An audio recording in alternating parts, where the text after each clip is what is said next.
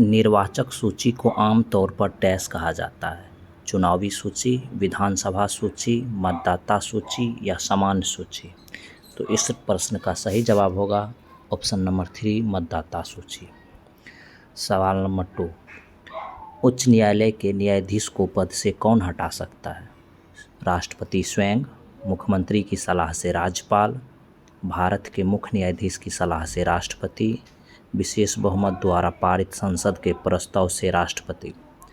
तो इस प्रश्न का सही जवाब होगा विशेष बहुमत द्वारा पारित संसद के प्रस्ताव से राष्ट्रपति। अगला सवाल, निम्नलिखित में से भारत रत्न पुरस्कार प्राप्तकर्ता कौन नहीं है? उस्ताद बिस्मिल्लाह खान, सत्यजीत रे, लता मंगेशकर, राज कपूर? तो इस प्रश्न का सही जवाब होगा ऑप्शन नंबर 4, राज कपूर। इसमें उस्ताद बिस्मिल्लाह खान को 2001 में भारत रत्न मिल चुका है, सत्यजीत रे को 1992 में, लता मंगेशकर को 2001 में भारत रत्न पुरस्कार मिल चुका है। चलिए अगला प्रश्न पे चलते हैं। प्रश्न नंबर 4 बोल रहा है 1917 में देश की पहली जूट मिल कहाँ स्थापित की गई थी? अहमदाबाद में, मुंबई में, कोलकाता में, ग्वालियर में? तो इस प्रश्न का सही जवाब होगा ऑप्शन नंबर 3, कलकत्ता में। देखिए दोस्तों, अहमदाबाद में 1861 ईस्वी में पहला कपड़ा मिल शुरू किया गया था। 1853 में मुंबई में पहला सूती वस्त्र मिल स्थापित किया गया था, अतः इसका सही जवाब होगा कोलकाता। अगला सवाल, पूर्व योजना आयोग अब कहलाता है? नीति आयोग, योजना मंडल, योजना विभाग, नीति कमीशन?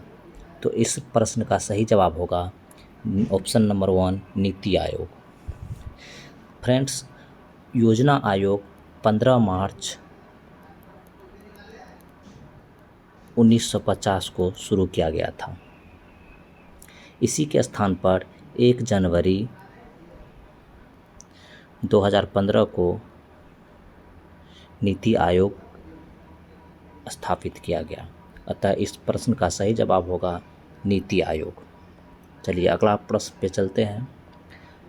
बोल रहा है खाद्य सुरक्षा से क्या तात्पर्य है? खाद्य उपलब्धता, भोजन तक पहुंच, भोजन की वहनीयता या उपरोक्त सभी? तो इस प्रश्न का सही जवाब होगा उपरोक्त सभी। ऑप्शन नंबर 4, उपरोक्त सभी। चलिए अगला प्रश्न पे चलते हैं। प्रश्न नंबर 7 बोल रहा है संयुक्त राष्ट्र संघ का मुख्यालय यानी सचिवालय कहाँ अवस्थित है? जेनेवा में, न्यूयॉर्क में, लंदन में, पेरिस में? तो इस प्रश्न का सही जवाब होगा न्यूयॉर्क में। चलिए प्रश्न नंबर 8 बोल रहा है कि सुप्रसिद्ध फिल्म गांधी का निर्देशन किसने किया? Ben Kingsley, John Briley, Richard Attenborough या सत्यजीत रे? तो इस प्रश्न का सही जवाब होगा ऑप्शन नंबर 3, रिचर्ड एटनबरो। देखिए friends, Ben Kingsley Gandhi film के नायक थे, यानी कि हीरो का रोल निभाया था। जॉन ब्रीली जो था यह लेखक था, गांधी फिल्म के लेखक जॉन ब्रीली, और इसका निर्देशन क्या था? Richard Attenborough. अतः सही जवाब होगा ऑप्शन नंबर 3, रिचर्ड एटनबरो। चलिए प्रश्न नंबर 9 पे चलते हैं। संयुक्त राष्ट्र के 51 मूल सदस्यों द्वारा संयुक्त राष्ट्र चार्टर पर हस्ताक्षर कहाँ किए गए थे? हेग सम्मेलन में, लंदन सम्मेलन में, सैन फ्रांसिस्को सम्मेलन में या बर्लिन सम्मेलन में? तो इस प्रश्न का सही जवाब होगा ऑप्शन नंबर 3, सैन फ्रांसिस्को में। चलिए फ्रेंड्स, अब क्वेश्चन नंबर 10वां पे चलते हैं। क्वेश्चन नंबर 10 बोल रहा है निम्नलिखित में से कौन सा मानव विकास सूचकांक का एक घटक नहीं है? प्रति व्यक्ति आय, जन्म के समय जीवन प्रत्याशा, सकल नामांकन दर या स्वास्थ्य और पोषण? तो इस प्रश्न का सही जवाब होगा स्वास्थ्य और पोषण। देखिए फ्रेंड्स, मानव विकास सूचकांक जो है 1990 में पाकिस्तानी अर्थशास्त्री महबूब उल हक द्वारा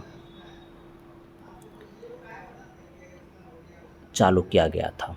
इसमें उन्होंने प्रति व्यक्ति आय, जन्म के समय जीवन प्रत्याशा, सकल नामांकन दर सभी को शामिल किया गया था, लेकिन स्वास्थ्य और पोषण इसमें शामिल नहीं है। अतः सही जवाब होगा स्वास्थ्य और पोषण। चलिए फ्रेंड्स, प्रश्न नंबर 11 पे चलते हैं। प्रश्न नंबर 11 बोल रहा है, निम्नलिखित में से कौन सी योजना बिहार में मान्यता प्राप्त निजी क्लिनिकों से महिलाओं की मुफ्त गर्भपात देखभाल के लिए शुरू की गई है? ऑप्शन नंबर 1 युक्ति योजना, बिहार मुख्यमंत्री कन्या उत्थान योजना, मुख्यमंत्री झुग्गी झोपड़ी महिला साक्षरता योजना या स्वाधार गृह योजना। तो इस प्रश्न का सही जवाब होगा युक्ति योजना। ऑप्शन नंबर 1 युक्ति योजना। चलिए प्रश्न नंबर 12 पे चलते हैं। प्रश्न नंबर 12 बोल रहा है कि कौन भौतिक पूंजी का उदाहरण नहीं है? यंत्र व मशीनें, भवन, कच्चा माल, शिक्षा व प्रशिक्षण। तो इस प्रश्न का सही जवाब होगा ऑप्शन नंबर 4 शिक्षा व प्रशिक्षण, क्योंकि भौतिक पूंजी में यंत्र व मशीनें, भवन और कच्चा माल शामिल है, जबकि शिक्षा व प्रशिक्षण भौतिक पूंजी का उदाहरण नहीं है, यह मानव पूंजी का उदाहरण है। अतः ऑप्शन नंबर 4 इस प्रश्न का सही जवाब होगा। चलिए प्रश्न नंबर 13 पे चलते हैं। प्रश्न नंबर 13 बोल रहा है कि भारतीय संविधान के किस मौलिक अधिकार में कहा गया है कि मानव व्यापार, जबरन मजदूरी कराना और 14 वर्ष से कम उम्र के बच्चों को मजदूरी पर रखना अपराध है? ऑप्शन नंबर 1 समानता का अधिकार, स्वतंत्रता का अधिकार, शोषण के विरुद्ध अधिकार या धार्मिक स्वतंत्रता का अधिकार। तो इस प्रश्न का सही जवाब होगा ऑप्शन नंबर 3 शोषण के विरुद्ध अधिकार। देखिए फ्रेंड्स, समानता का अधिकार संविधान के 14 से लेकर के 18वें अनुच्छेद तक वर्णित है, जबकि स्वतंत्रता का अधिकार 19 से लेकर के 22वें अनुच्छेद तक वर्णित है, और शोषण के विरुद्ध अधिकार 23 से 24 तक में वर्णित है, और धर्म की स्वतंत्रता का अधिकार 25 से लेकर के 28 नंबर अनुच्छेद तक वर्णित है। चलिए अब प्रश्न नंबर 14 पे चलते हैं। प्रश्न नंबर 14 बोल रहा है, भारतीय संविधान ने सुदृढ़ केंद्र के साथ संघीय प्रणाली कहाँ से ली गई है? ऑप्शन नंबर 1 संयुक्त राज्य अमेरिका, कनाडा, यूनाइटेड किंगडम या फ्रांस। तो इस प्रश्न का सही जवाब होगा ऑप्शन नंबर 2 कनाडा। चलिए फ्रेंड्स, अगला प्रश्न पे चलते हैं। प्रश्न नंबर 15 बोल रहा है, इनमें से किस खेल के साथ रोवर्स कप जुड़ा है? क्रिकेट, फुटबॉल, बैडमिंटन या इनमें से कोई नहीं? तो देखिए फ्रेंड्स, रोवर्स कप जो है ये फुटबॉल खेल से जुड़ा हुआ है, अतः इस प्रश्न का सही जवाब होगा ऑप्शन नंबर 2 फुटबॉल। चलिए प्रश्न नंबर 16 पे चलते हैं। 16 बोल रहा है कि दास कैपिटल किसने लिखी है? Friedrich Engels, GW.F. Hegel, Karl Marx या मैक्स वेबर। तो दास कैपिटल जो है ये कार्ल मार्क्स की रचना है, अतः इस प्रश्न का सही जवाब होगा ऑप्शन नंबर 3 कार्ल मार्क्स। चलिए प्रश्न नंबर 17 पे चलते हैं।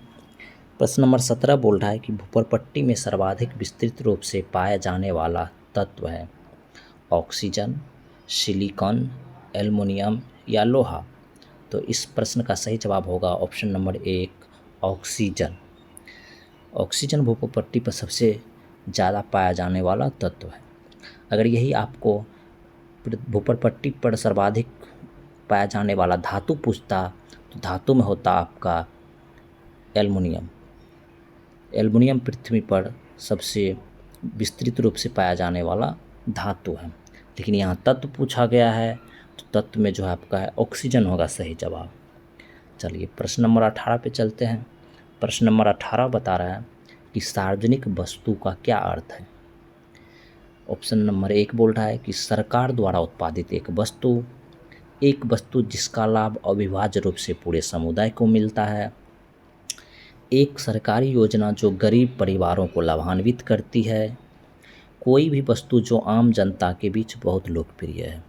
तो इस प्रश्न का सही जवाब होगा ऑप्शन नंबर 2। एक वस्तु जिसका लाभ अविभाज्य रूप से पूरे समुदाय को मिलता है सार्वजनिक वस्तु कहलाता है। चलिए फ्रेंड्स, अब प्रश्न नंबर 19 पे चलते हैं। प्रश्न नंबर 19 बता रहा है कि आपूर्ति वक्र इनमें से किसके बीच संबंध दर्शाता है? मात्रा और मूल्य, गुणवत्ता और मूल्य, मांग और मूल्य या मांग और गुणवत्ता। तो इस प्रश्न का सही जवाब होगा मात्रा और मूल्य। आपूर्ति वक्र मात्रा और मूल्य के बीच संबंध को दर्शाता है, अतः सही जवाब होगा ऑप्शन नंबर 1। चलिए अब लास्ट प्रश्न नंबर 20 है। प्रश्न नंबर 20 बता रहा है कि कर्नाटक में होने वाले ग्रीष्म ऋतु की वर्षा को क्या कहा जाता है? तो कर्नाटक में होने वाले ग्रीष्म ऋतु वर्षा को आम्र वर्षा, चय वर्षा, मावट या काल वैसाखी कहा जाता है। तो फ्रेंड्स, इस प्रश्न का सही जवाब होगा ऑप्शन नंबर 1 आम्र वर्षा। आम्र वर्षा। देखिए, कर्नाटक, केरल और तमिलनाडु में गर्मी के मौसम में जो बारिश होती है उसे आम्र वर्षा कहते हैं। ये मावट जो है ये फरवरी महीने में राजस्थान में जो वर्षा होती है उसी को बोलते हैं मावट। और काल वैसाखी जो है, काल वैसाखी गंगा के मैदानी भाग में जो अप्रैल महीने जो बारिश होती है उसे काल वैसाखी कहा जाता है। अतः इस प्रश्न का सही जवाब होगा ऑप्शन नंबर 1 आम्र वर्षा। तो आज का प्रश्न 20 यहीं ख़त्म होता है। फिर मिलेंगे अगले वीडियो में जिसमें फिर आपको टॉप 20 क्वेश्चन कराएंगे। अगर वीडियो अच्छा लगा तो चैनल को सब्सक्राइब कीजिए और दोस्तों के साथ शेयर कीजिए। थैंक यू, धन्यवाद।